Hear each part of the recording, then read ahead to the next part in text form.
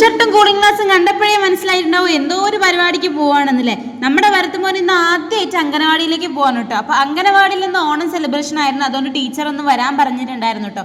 September 1 മുതൽ ഭരത്തുമോൻ അംഗനവാടിക്ക് ഉണ്ടാക്കാനൊരു പ്ലാനൊക്കെ ഉണ്ട്. അതിന് മുന്നേ ഓണപരിപാടിയൊക്കെ കൂടി ഫ്രണ്ട്സിനൊക്കെ ഒന്ന് പരിചയപ്പെട്ടോട്ടെ എന്ന് വിചാരിച്ചിട്ട് പോയതാണ് കേട്ടോ. പോകുമ്പോൾ തന്നെ എനിക്ക് നല്ല പേടിയുണ്ടായിരുന്നു അവന് ആകെ അലമ്പാക്കുമെന്ന്.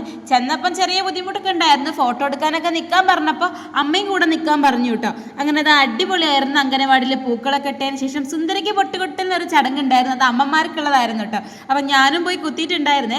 അങ്ങനെ സുന്ദരിക്ക് പൊട്ടൊക്കെ കുത്തി കഴിഞ്ഞിട്ട് കുറച്ച് നേരം ഞങ്ങൾ അവിടേക്ക് ഇരുന്ന് വർത്താനൊക്കെ പറഞ്ഞിട്ട് നേരെ അതാ നല്ല കളിയിലാണ് കേട്ടോ ഭരതവൻ. പിന്നെ അത് എല്ലാവരെയും കൂടി പിടിച്ചിരുത്തി നല്ല ഓണസദ്യയൊക്കെ കൊടുക്കുന്നുണ്ടായിരുന്നു കേട്ടോ. അങ്ങനെ ഞാനും ഇരുന്നു. അവൻ പറഞ്ഞു അമ്മ ഇരുന്നാലേ ഞാൻ കഴിക്കുള്ളൂ കേട്ടോ. അപ്പോൾ ഭരതമോൻ്റെ കൂടെ തന്നെ ഞാനും ഇരുന്നു. ഒറ്റയ്ക്കൊക്കെ നല്ല രീതിയിൽ കഴിക്കുന്നുണ്ടായിരുന്നു. പിന്നെ ഒരു പായസം കൂടെ കുഴിച്ചിട്ട് പിന്നെ ഞങ്ങൾ നേരെ അംഗനവാടിയിലെ പ്ലേ ഏരിയയിലേക്ക് പോയി കേട്ടോ. അപ്പോൾ അവിടെയായിരുന്നു പൂക്കളൊക്കെ ഇട്ടിട്ടുണ്ടായിരുന്നത്. അവിടെ മക്കളെ തകൃതിയായിരുന്നു. ഭരതമോൻ ആദ്യത്തെ ഒറ്റ ബുദ്ധിമുട്ടുണ്ടായിരുന്നില്ല. അടിപൊളിയായിട്ട് എല്ലാവരും കൂടെ നല്ല കളിയിലായിരുന്നു കേട്ടോ. ഇങ്ങനെ ഓരോരുത്തർ പരിചയപ്പെടുന്നതും ഓരോരുത്തരും കൂടെ മിങ്കിൾ ചെയ്തിട്ട് അവൻ നല്ല ഹാപ്പിയായി നാളെ ഇനി അംഗനവാടി പോകാമെന്നാണ് കേട്ടോ അവൻ പറയുന്നത്.